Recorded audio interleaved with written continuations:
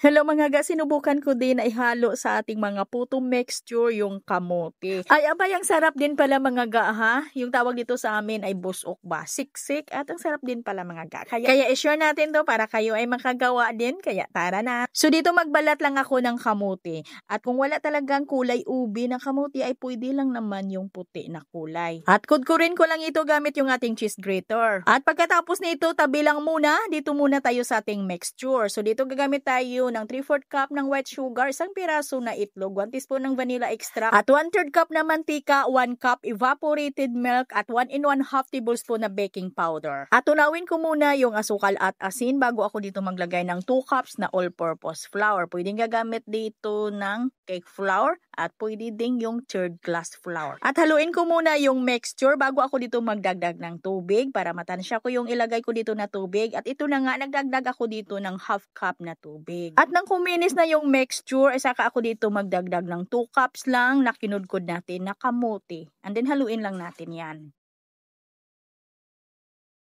At gagamit lang tayo dito ng medium sizes ng photo molder at pahiran lang natin ito ng kunti lang na mantika sa ilalim. At yung ating mixture dito ay huwag lang natin kapunuin ha. At maglagay tayo dito ng cheese para toppings natin. At pag kumulo na yung tubig natin sa ating steamer ay isa lang na natin ito. At ito mga ga ay niluto ko ito sa loob ng 20 minutes para maluto din yung ating kamuti. Pero yung ating kamuti ha, baka isipin ninyo na ito'y hilaw. Hindi mga ga, ito'y lutong-luto yung ating kamuti. Sarap ga, siksik na mabango at pwede talagang pang merenda at lalong pwede natin itong pagkakitaan.